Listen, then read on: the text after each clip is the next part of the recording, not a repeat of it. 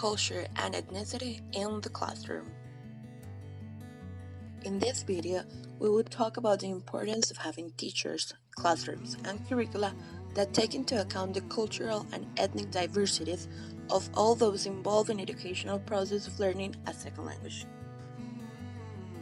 To do this, we will begin by mentioning some ideas about what a culture is and how it differs from ethnicity.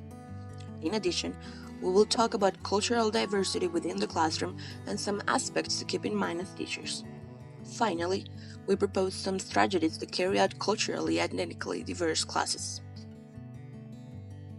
A culture is defined by a system of beliefs, values, customs, behaviors, and shared artifacts that the members of a society use in interaction among themselves and with their world, and that are transmitted from generation to generation through learning. Some aspects that characterize culture are: every culture has a historicity. Every culture is complex. All cultures are dynamic. No culture is free of contradictions. All cultures are heterogeneous. Each culture is subject to internal and external influences. As for ethnicity, in its roughest and broadest definition, is the understanding that a group of people have a shared cultural origin. This could mean national origin, or it could be a narrower lens to view people who come from a shared way of life, even if it's within a larger ethnic group.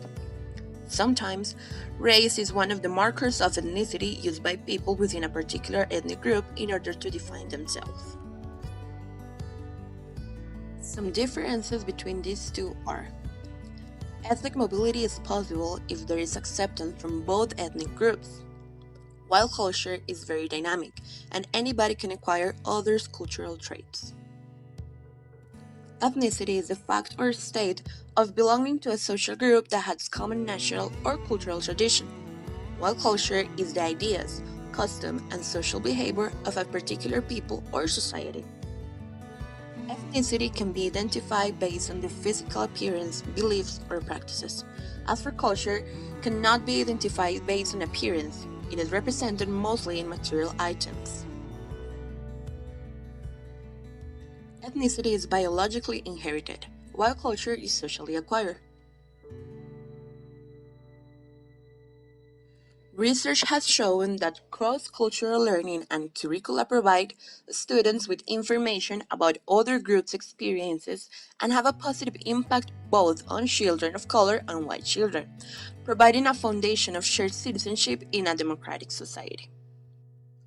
Culturally relevant pedagogy is pertinent in multicultural classrooms, as students need to learn about experiences and points of view of people from racial groups different from their own, understanding where others are coming from and why.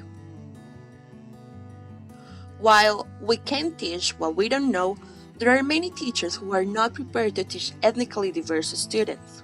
For example, teachers need to know which ethnic groups give priority to communal living and cooperative problem solving, and how these preferences affect educational motivation, aspiration, and task performance. How different ethnic groups' protocols of appropriate ways for children to interact with adults are exhibited in instructional settings. The implications of gender role socialization in different ethnic groups for implementing equality initiatives in classroom instruction. As a good example of the importance of taking into account the ethnicity diversity within the classroom, we have you and Jordan by permitting students to use talk story, a language interaction style common among Hawaiian children. Teachers were able to help students achieve at higher than predicted levels on standardized reading tests.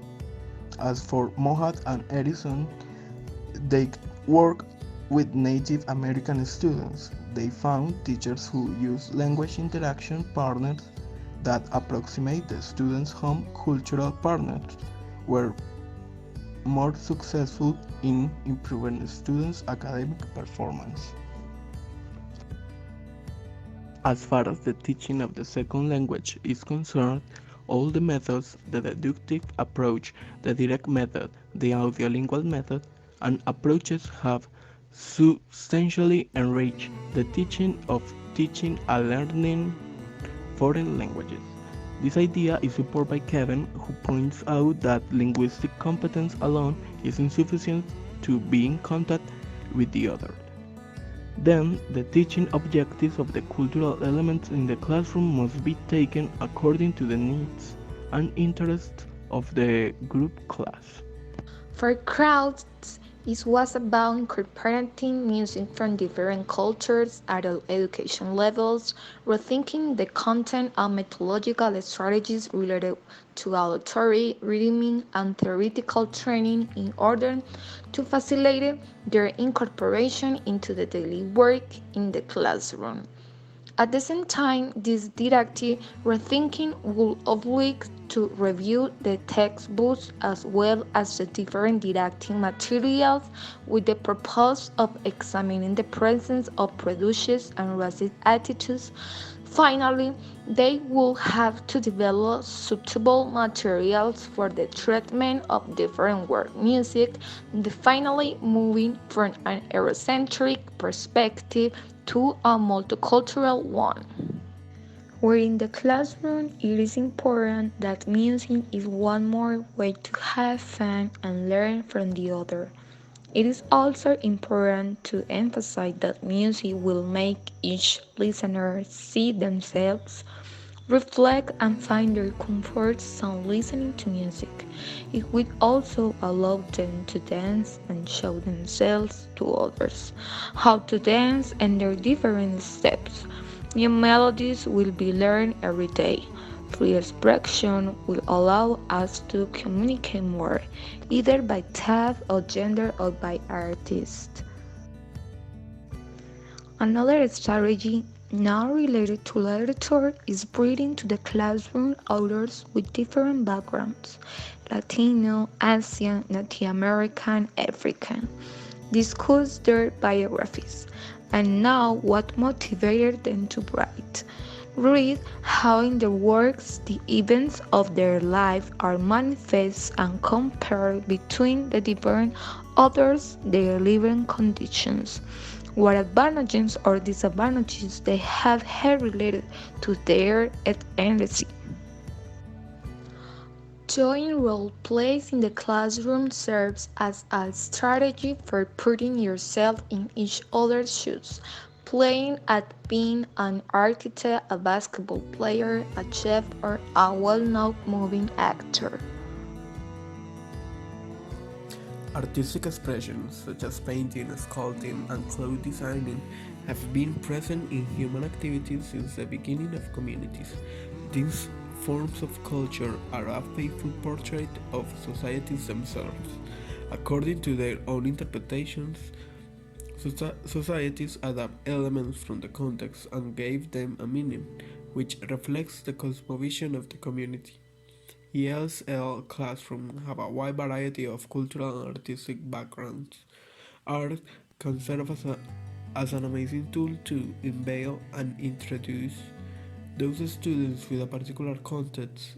Also, it allows students to identify themselves in others and comprehend as well the particularities which make their classmates who they are, and their own words, or in this case, own drawings. A good way to achieve those goals mentioned before is create a drawing of what your students consider home is, using only the three most representative colors of their houses.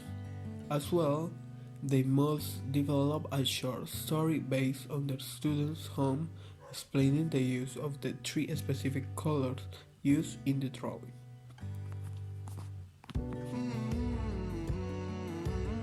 Another topic which distinguishes every society for is their food. Food are implicit in our daily life, so in this case, students must bring their most common favorite dishes and share it with the classmates. They must tell us the recipe, the steps for preparation, and if the dish has a story in the family, they must share it with the class.